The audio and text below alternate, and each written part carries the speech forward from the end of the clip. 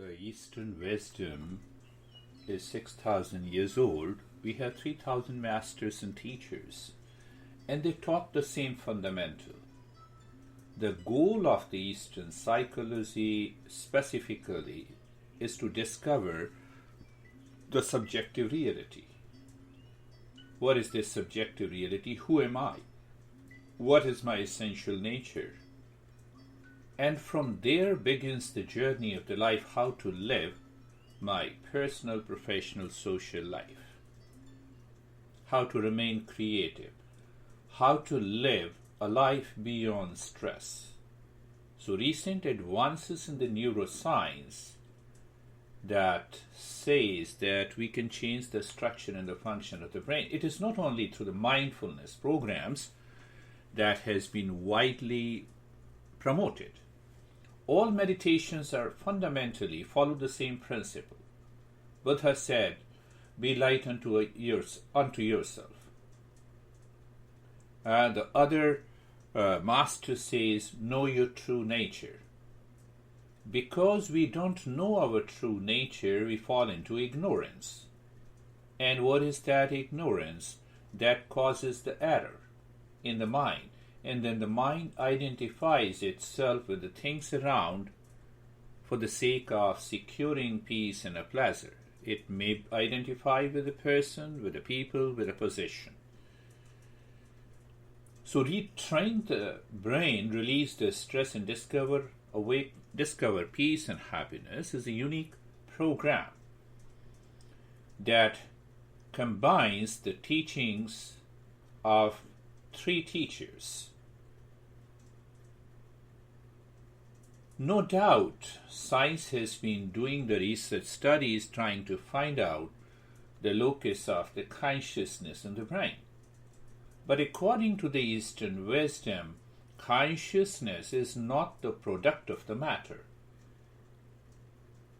Rather, the matter that includes the body, mind, intellect, and ego are the products of the consciousness, or we can say a manifestation of the same consciousness. What is extremely important, we have to start from some fundamental. I'm not saying that you need to believe it like you believe in God or a religion or a cult and a dogma. First thing is to understand, learning the principles, then question it after contemplation, follows by the practice and sharing the experiences. This is all about retraining the brain, releasing the stress, and discovering inner peace and happiness. There is a disclaimer. This is a group session that I recorded and I'm posting it for the sake of clear understanding. So in today's unedited talk and the practice, there are a couple of things. What is our essential nature? What exactly is the third eye? Is it really physically located somewhere? That's what we talk about it, and we try to focus and we fall into hallucinations and a lot of imaginations that causes more harm than good. So listen to it, learn the principles, and you can contact me for personalized programs. Thank you. Retrain the brain, release the stress, and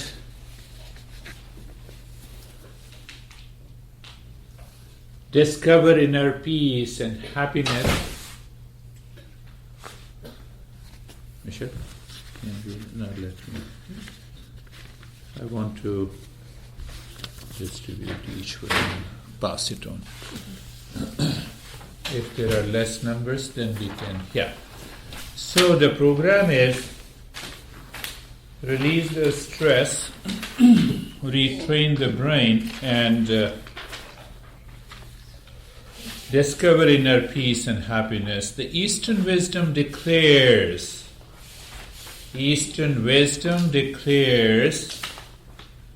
that our true nature is of the nature of peace and happiness. Can you pass on the one to them? Yeah. So we are talking, yes.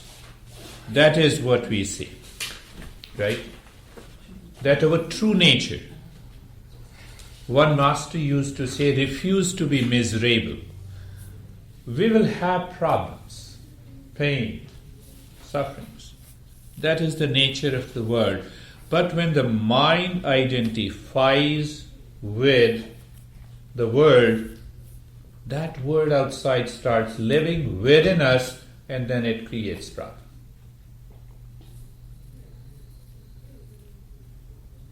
When we know how to help this mind not to allow the world to live inside, we are free.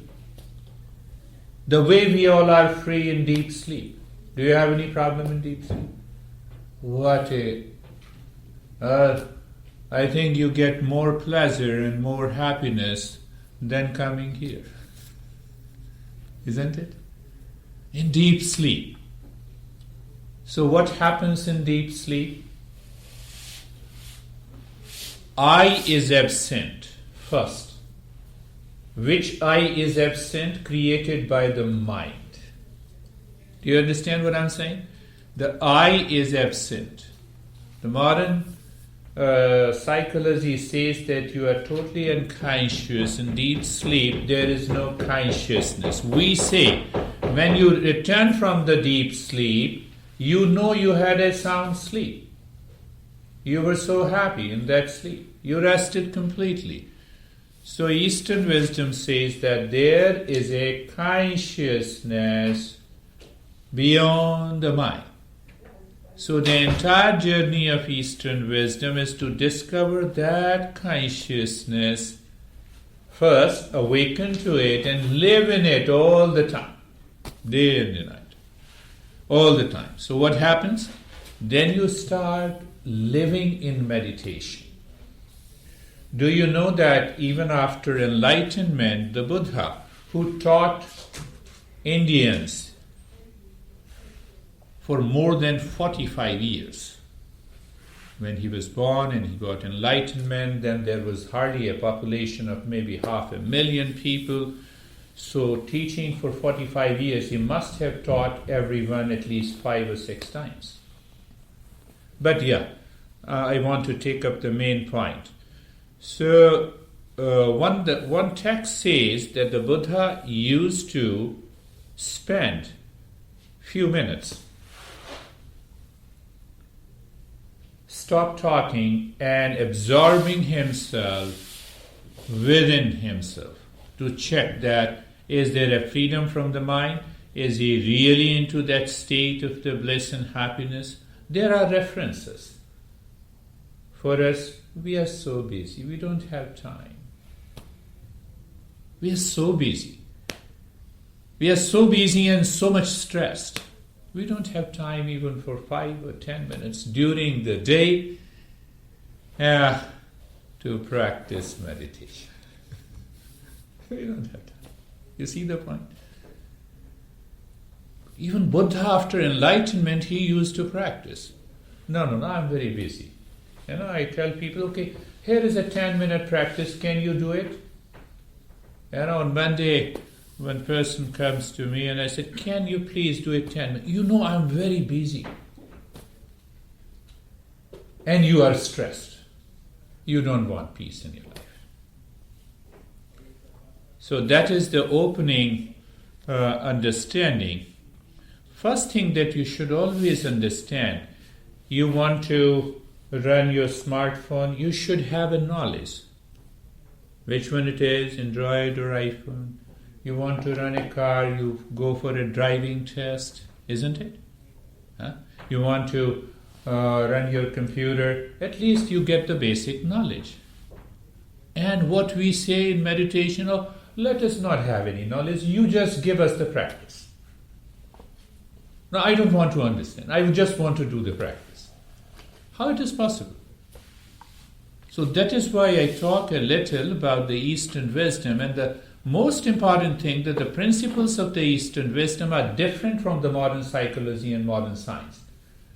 So who knows, you go back home, you're stressed, and someday you remember, this beerman has said something. Let me try. You may get out of the stress. That is why I'm talking. I'm not talking about myself. Now I have, this paper says, this mind stuff. The mind stuff has two causes. What is mind stuff? I'm not going to ask you if my mind is lazy, my mind is crazy, my mind is forgetful, my mind is full of anxiety, a frequent anger and hesitation. This is all about the mind stuff, according to the Easternwisdom and also the modern psychology. So it says this mind stuff has two causes. To exist. What is the first cause? Desire. Unnecessary, unwanted desire. You are listening to me and still you may have some desire. And I'll talk to my honey to do this thing. Is it necessary? No, I'm talking of those desires that makes you crazy, that prevents you remain focused. You understand what I'm saying? Huh? And the second reason is the energy. And that energy is known as the prana. One is the energy, the other is the desire. I will eat pizza just after the class. It is a desire. So desire puts my mind out. But how my mind goes out? Because of the energy it sucks into that desire. You understand what I'm saying? Huh? You have something, the mind is cooking inside. Even at this time when you're listening to me, I hope that you all are listening to me, not listening to your mind. Is it true? Is it true? I hope that you all are listening to. But it is also good if you are not listening to me, because then I don't have any question from you. I'm happy I'll give the class and go. So both are okay for me. Come on, Janet, come on. You see the point? So understand, any desire, the moment the mind has a desire, it changes the entire energy pattern. You see that you are exhausted, you're thinking, you are worrying about a particular thought related to desire, and you go back home in the evening and you say, oh, I'm totally tired. You see that? From your subjective experience, you know that energy is sucked by these desires. What to do? So this Upanishad, this text, this master says there are many ways. Either we understand our desire and filter out, empty the mind. That is what we did yesterday. We directed our attention on the mind itself. Today, our focus is on how to bring about a change in this energy pattern. So once you change this energy, or there are many ways to change this energy, that you take the energy out of all the desires. What will happen to the desire? Desires dries up. And the energy goes up, it raises your consciousness. This is what is known as Kundalini meditation. So I combine two schools of thought coming from these masters to practice. What should we do? First is, in order to purify this mind, if I raise this, if I purify this energy, if I lift this energy from my unconsciousness, it is like money. Bucks. We say bucks. So that money can take you to a liquor store and it can bring you to the meditation room. The energy is the same. Energy is the same, you see that? So first thing that you have to make a choice. What brings an enjoyment? Can you tell me what brings more enjoyment? Oh, I know that, I don't want to listen to such a boring lecture. It's better to go to a liquor store. Yeah. It's your choice. Roxanne, you look so happy today. So very good. You understand? So that is the energy. Money is a power. That is what we say. The same thing, we have this energy. Last thing, and then we will do the practice. The simple principle, it says, that energy moves like a mercury in a thermometer in the spine. It goes up, it goes down. Naturally, you see that it goes up. When the mercury goes up, the temperature rises. When the temperature falls, that mercury in the thermometer. So the same thing with the spine. The prana is constantly moving unconsciously, habitually, because of the craving and the desires in the spine. When I look at, say for example, I look at a person I dislike, the mind says, and I dislike this beautiful girl, and the energy has gone down without noticing me. So that is why we apply the conscious process to understand, to lift this energy. So what happens? The top, symbolic expression, the top of the head, when the energy is here, you are Buddha.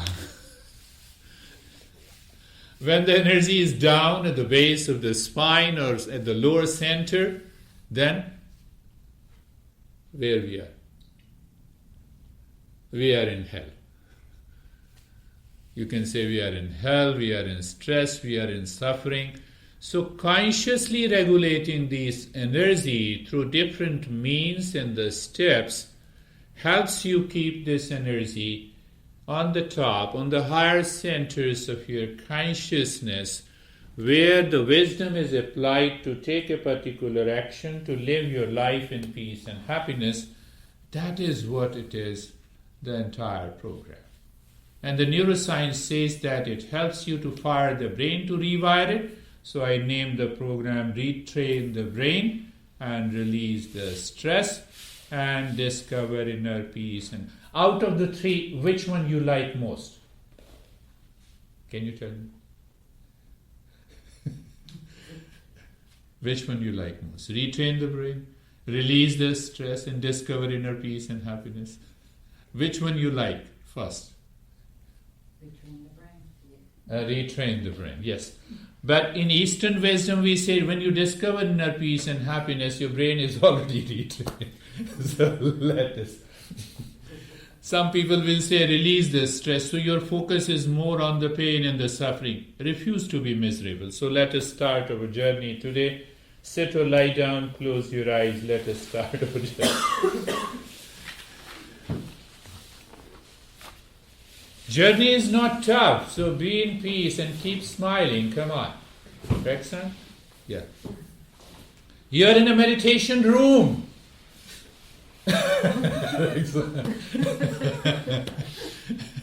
Don't think about other things that I referred. So eyes are closed. Eyes are closed. Your hands are there on the floor. And yes, by default, I know you guys know a lot of things. So even you can bring the tip of the index finger and the thumb together, known as the Gyan Mudra. It is okay. And just make yourself comfortable. So eyes are closed, look at the neck joint, feel the sensation and be comfortable. And same thing with the shoulder joints, feel the sensation and comfortable. Knee joints, ankles and the toes. Ankles and the toes. The entire body is comfortable. Done. Second point, remember, being carefree. You see that the first step you can say is a preparatory step according to American standard, but basically the first step is a mini mindfulness practice before we start triggering and shifting the energy from down to the top. And the second point is being carefree, means thoughts are coming, let it come. Thought is coming, let it come and go. The third point is be casual. How you become casual? I'm invoking one point here. What is how you become casual? When the mind is not doing anything, not interested in doing anything, two things. It happens in extreme stress, it happens in extreme pessimism. You see that? But now you are aware. So when you are aware and you are ready to do what? Nothing. Then the journey begins. So now see that now the mind has withdrawn inside by a simple step. So when the mind is withdrawn inside, then only you can really work on the prana, on the energy. And the goal is to release the energy from the unconsciousness. So look inside the chest, no movement in the body. The body is in a mindfulness state. It is not doing anything at all. But with your mind looking inside the chest and start breathing quick and fast from the chest for 1 minute.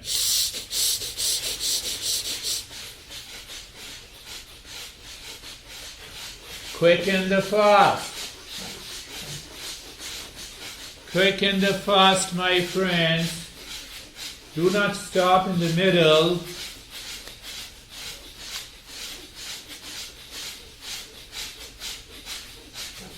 Wonderful. Continue, my friends. Continue.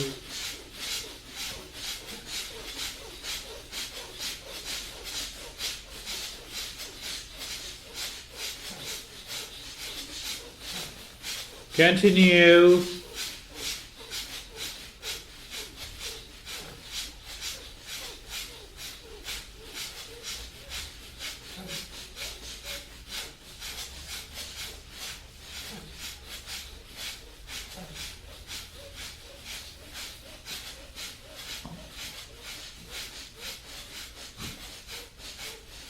And stop it. The moment you stop it, there should not be any movement in the body because that distracts the direction of the prana.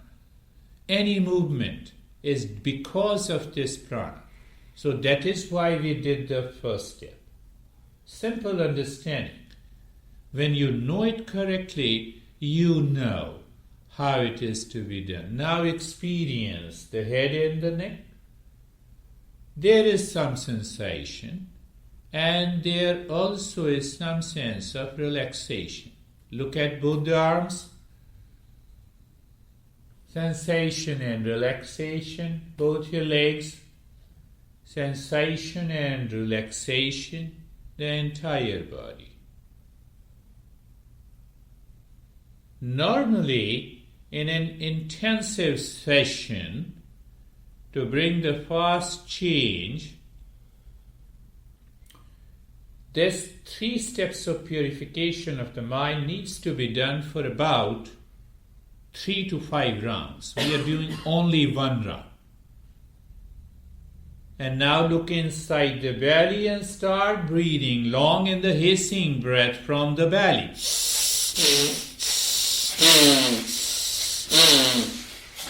When you inhale, the belly goes up. When you exhale, the belly drops down.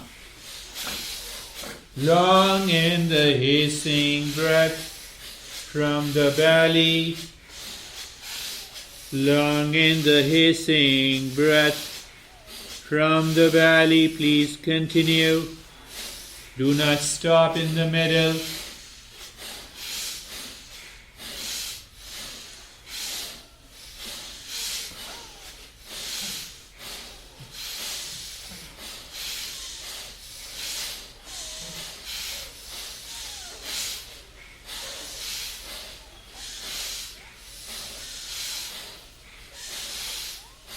And stop it again, but this time look at both the legs and now experience the sensation, relaxation, and the stillness.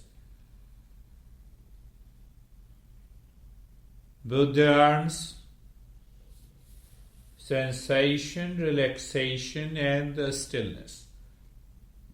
I remember one more verse from the Eastern Wisdom which says, Chali vati chalam chittam nishchale nishchalam bhavet.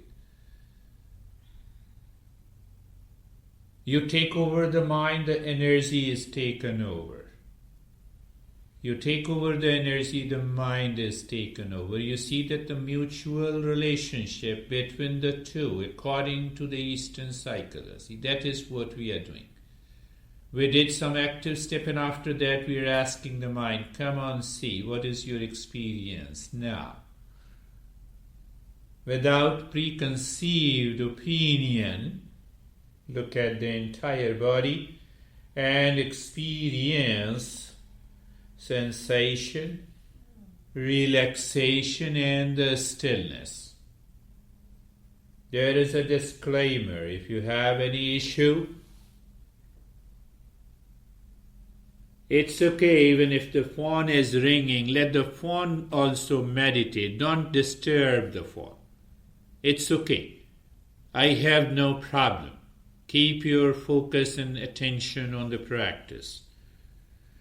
Now the third breathing, focus deep inside your forehead and take a very deep, long and the hissing breath, both from the belly and the chest.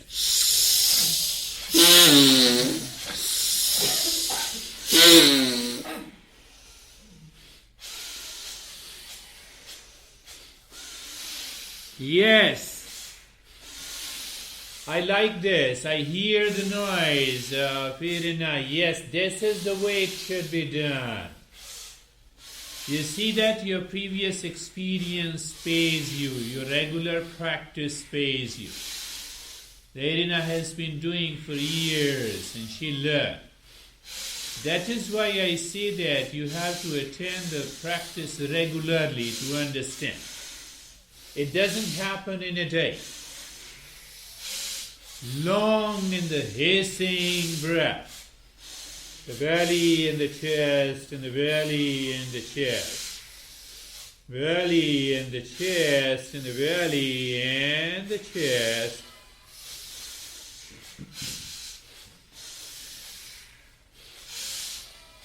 And stop it. Now see another way to raise your awareness. Internalize your mind. What you do now, it's a semi-active step. Start breathing deep, silent, slow. Tag is deep. Tag is silent. Tag is slow. Check it. So what happens? Your mind has to raise awareness to maintain that rhythm. And we expand our awareness to the belly and the chest. As you inhale, means as you inhale, first you inhale into the belly, then into the chest, up to the throat and the neck. And as you exhale, first from the belly, then from the ribs, and then from the... You see the tool? You have to raise your awareness of the mind. When you raise your awareness of the mind, then what is going to happen? The mind has not to go into the past or the future. When it is not going to the past and future, then what happens? You realize, this is the way. Why to control my thought? Why to control my worries and regrets? It's a journey. When you do the practice regularly, you acquire the right knowledge, follows by the practice, resulting into an experience, changes you. So now keep that breathing in as it is. While breathing out, Start making the humming sound as loud, as deep as possible.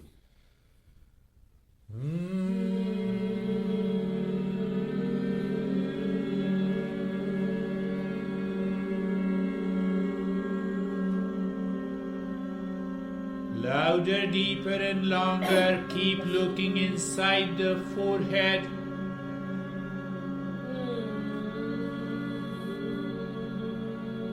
Keep looking inside the forehead.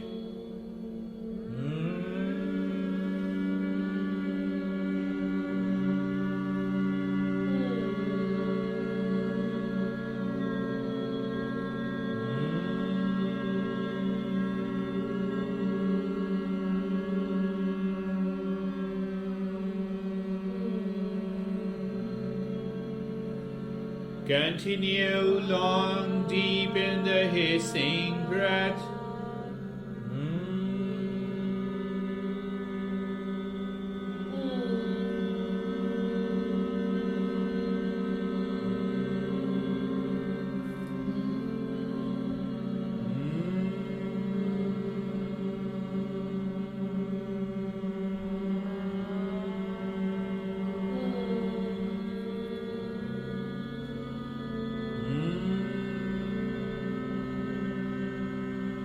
Continue the journey.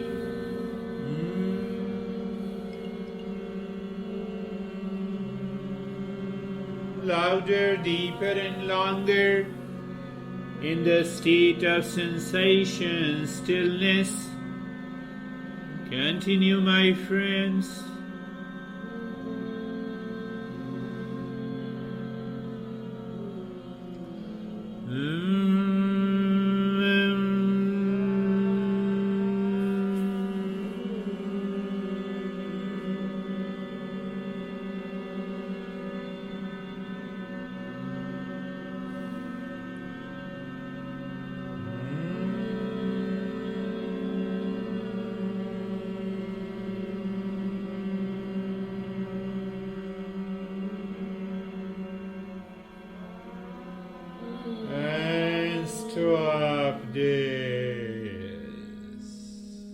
But continue the deep, silent and slow breathing, very deep, very gentle.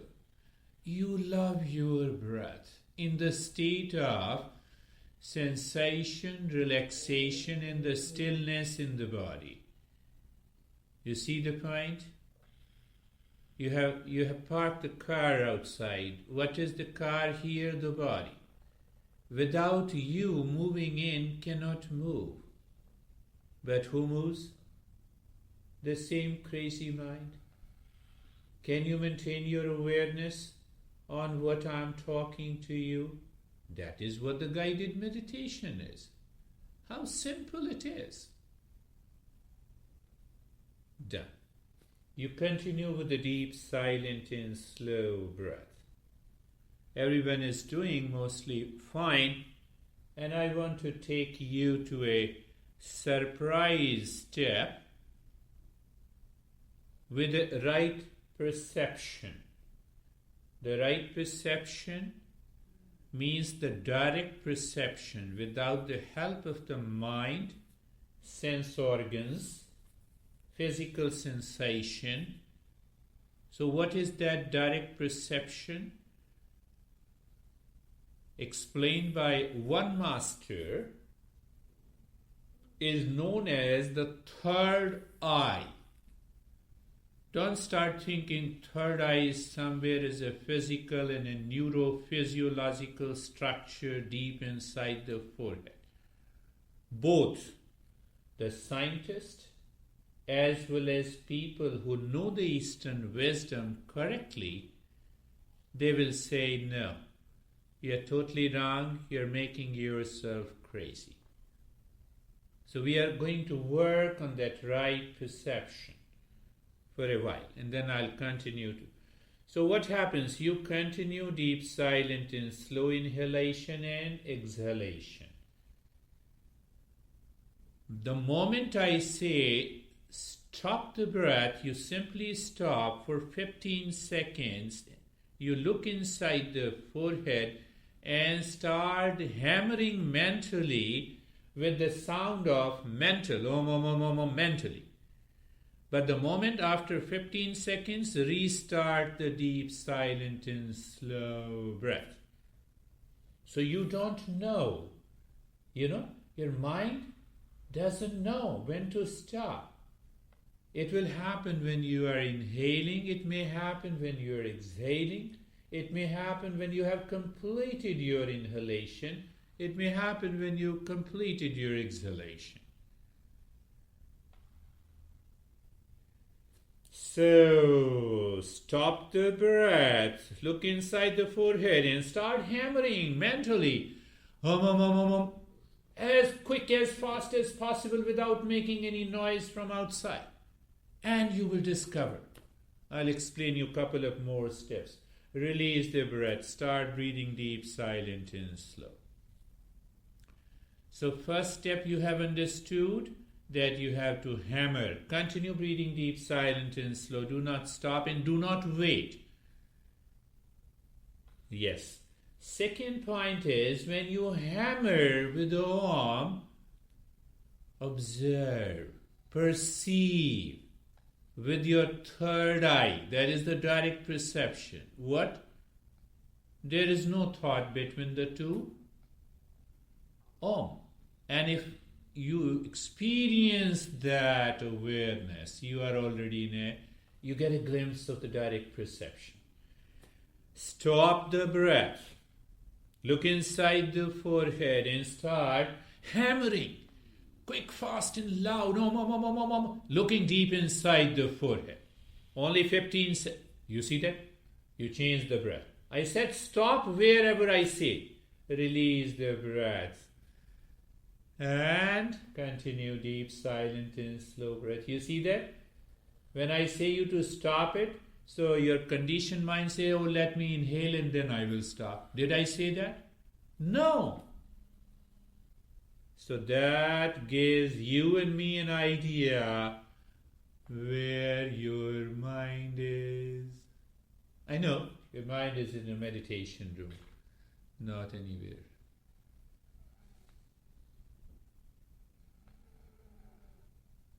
Inhale deeply and exhale deep, silent and slow breathing that continues. Now stop the breath wherever it is. Look inside the forehead and start hammering as quick, as fast as possible. You don't want to allow any thought between the two arms. And if you know that point, you have already transcended the mind. Release the breath. Continue deep, silent and slow breath.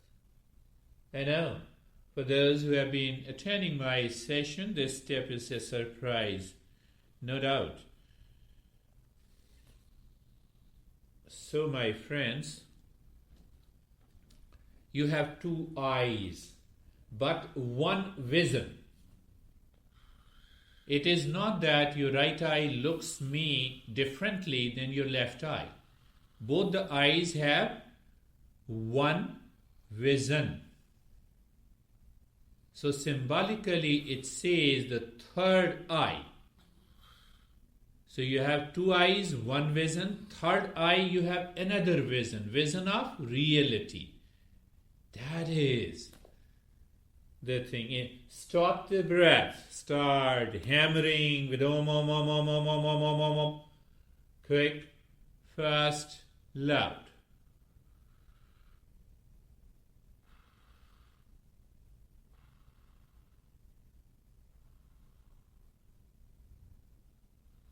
Release the breath. Continue deep, silent and slow breath. Deep, silent and slow breath. My friend asked me this question just outside and asking me, what is this third eye? Third eye is not a physical structure or a neuron or some center in the brain. It is pure consciousness. How I relate it? Stop the breath, look inside the forehead and start hammering with the same sound. Check it. Did you really transcend it?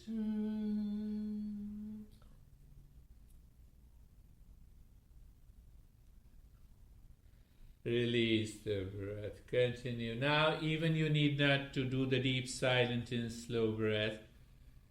Simply look at the breath going in. Look inside the forehead in the space and drop Om.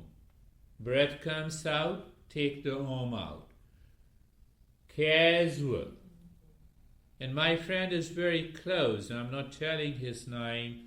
He is very close to exploring because of his regular practice. So now you have understood the third eye. Third eye is a direct perception. It is a state of consciousness where it is located everywhere. Predominantly, it is located at 3 centers. Now you can understand why I have given you this step.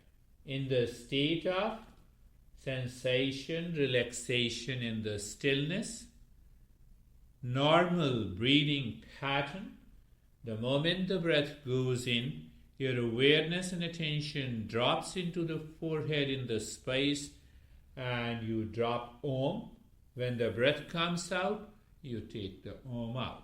Om in, Om out. But without any change in the rate, in the rhythm of the breath, without any change in the physical state.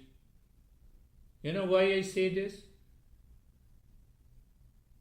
You cannot see me differently while sitting or standing or lying down. The vision is the same. You see the point? And on the other hand also, when you maintain that stillness, the mind and the energy remains inside in search of that direct perception, the third eye. The moment you know yourself, you move into peace and happiness. There is nothing more to be done. The problem is identity crisis. We don't know who we are. Now look inside the heart. The moment the breath goes in, drop Om. The moment the breath comes out, take out Om. Do we have a third eye here? Yes. It is a consciousness. It is a pure consciousness. There is no physical entity. I know you might have attended so-called many programs and practices. So we manufacture the third eye physically. And then what? Then we add with some color and the vision. Then what happens? Then you have a hallucinative experience of it, which you claim a deep meditative experience of visualizing the gods and the goddesses and angels. We are not into that business. We want to know our true nature. Even angels are going to leave you one day.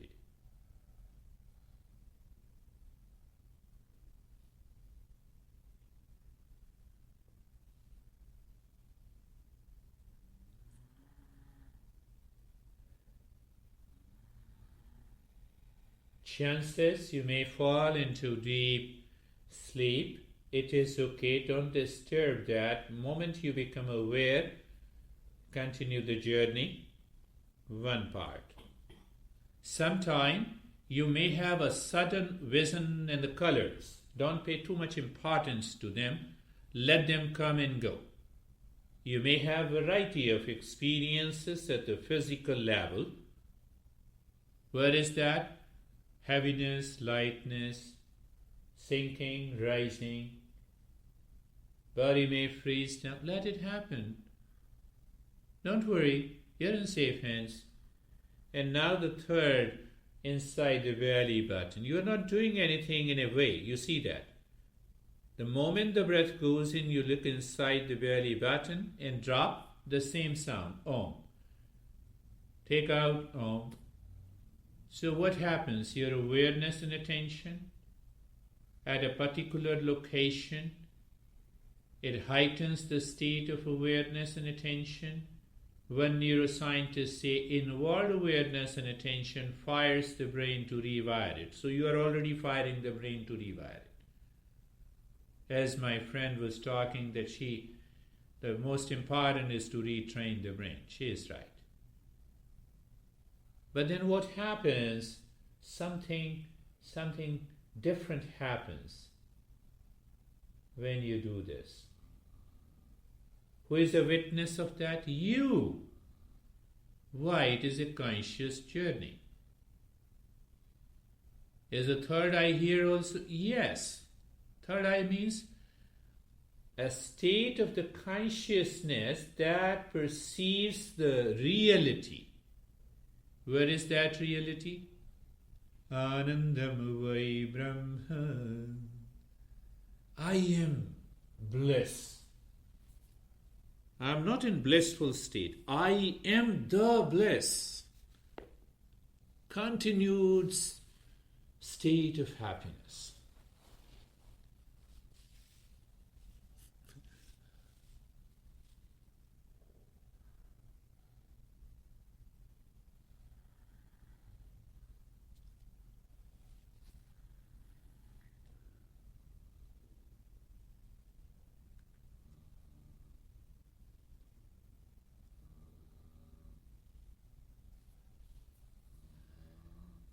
Consider this as a music to keep your awareness intact, my friends. Don't worry. And do nothing now. Now you are doing nothing. Why? Now understand why. It is very important. There is the existence. We are the existence. What is that existence of a true nature? That has to do nothing. Why? It is the peace, it is the happiness, it is the wisdom, it is the love. Why we are always running? We are the seekers of peace and happiness. So the journey of Eastern wisdom is to make you realize and awaken to the peace that is always present within you. Who does that? Direct perception. What is that direct perception made up of? Symbolically, third eye.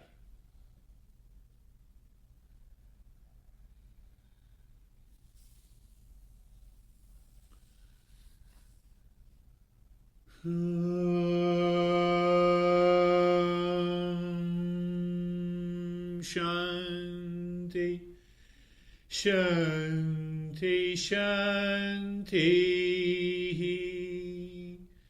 Sarve bhavantu sukhinah, sarve santu niramaya, sarve bhadrani pashyantu, ma kaschid dukha bhag bhaved. Om Shanti, Shanti, Shanti. This means let everyone be happy, let everyone be healthy, let everyone be blessed, let none suffer from misery in this world. Let there be peace, peace, peace. We will return in a specific way. Why? I have reasons to believe the moment you return from the mental level, rather than pushing your mind so fast at the physical, helps you to sustain that state. So first bring your mind to the right hand. Bring your mind to the left hand, left ear, both the palms. Place it on your eyes. Open the eyes inside. Bring the hands down. Let us share our experiences now. Why we share our experiences? So what happens? I will invoke the principles. If you find some challenges during the practice that you fail to do it. On the other hand, if you have more beautiful experiences, I will help you understand this is right. That is how we progress. So, disclaimer, sometime I record these sessions. So, how are you, Miriam? It was good. It took me a few minutes to really relax, but then. Right. No problem. Fine. How are you, my friend? It's very relaxed. Very relaxed. You are more relaxed with me or your honey? No, I'm just. That is just. Everyone should ask this question. No, I'm just kidding. How are you, Rex? There is a difference, with your honey there is a pleasure. Here it is happiness. That is the difference. That is the difference. So, good. How are you, Miss? Good. Good? Yeah. How are you? I'm good. Good. Yeah. You have reset, so you restarted. How are you? Good. So you see, understand? Some people, they cook the story. I have attended a lot of programs during the last 9 years here. Kundalini here, Kundalini there, a lot of imagination, hallucinations, colors. And if I talk of hundreds of colors, the geometrical designs, and ask you to focus, it has to take you to hallucination. I'm 100% sure. Suzanne, do you agree that? When we talk of the auto-suggestion, we know it. But here what you are doing? No vision, no color, no focus. The journey is to go within.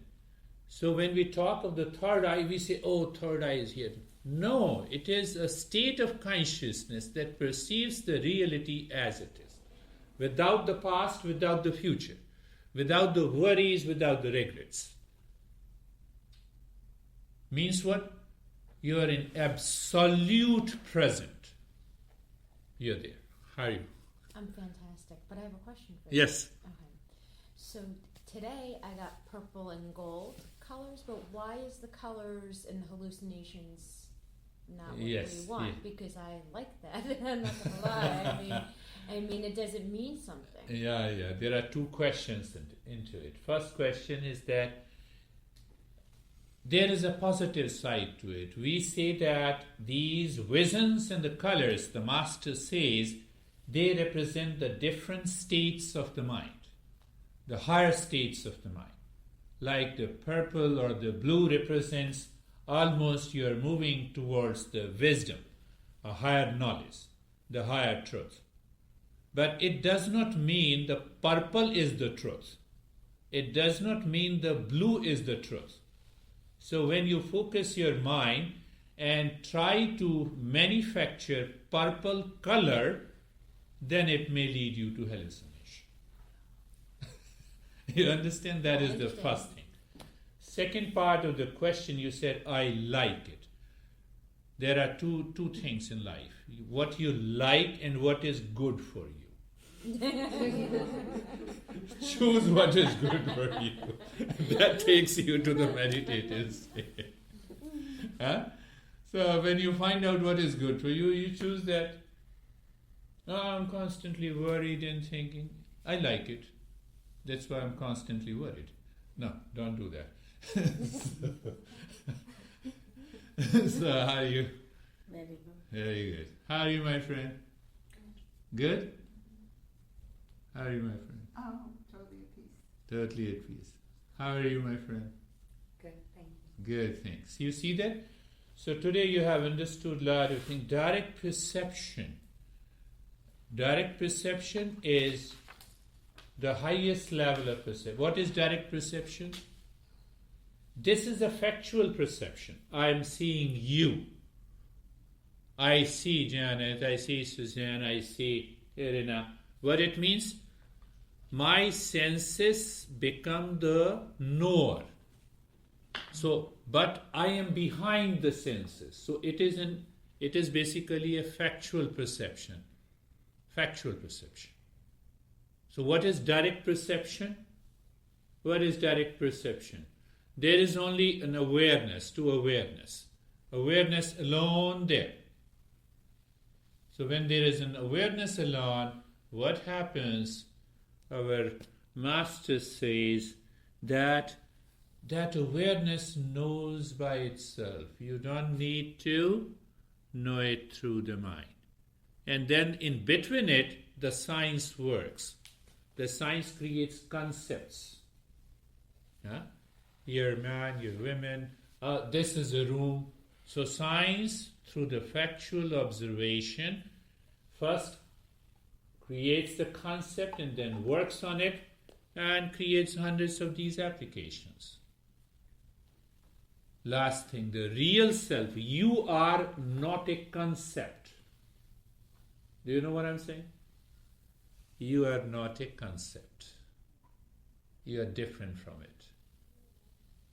That is the testimony, that is the truth, and that is the discovery of our real self.